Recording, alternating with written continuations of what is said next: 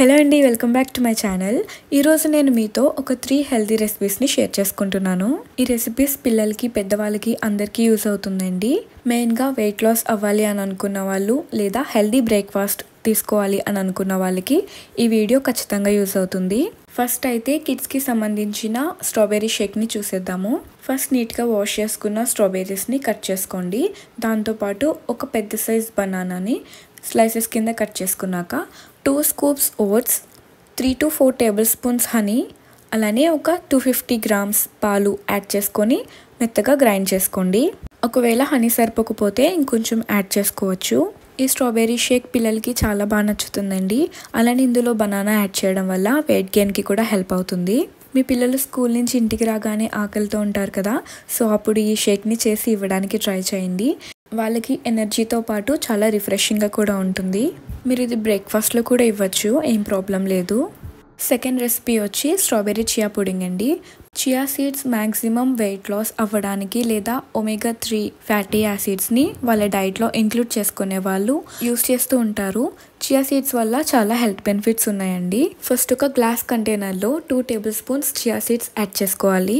First రెసిపీలో మనం strawberry banana Sheikh చేసుకున్నాం కదండి, అందులో మీరు ఇష్టమైతే బనానా యాడ్ చేసుకోవచ్చు, లేదంటే బనానా స్కిప్ చేసుకొని సేమ్ ప్రాసెస్ ఫాలో అయిపోయి ఆ షేక్ని ఇందులో యాడ్ చేసుకోండి. పైన కొన్ని స్ట్రాబెర్రీస్తో డెకరేట్ చేసుకోండి.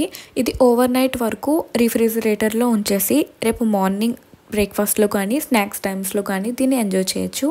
టేస్ట్ అయితే చాలా బాగుంటుంది. థర్డ్ రెసిపీ వచ్చి ఓవర్ నైట్ ఓట్స్ అండి.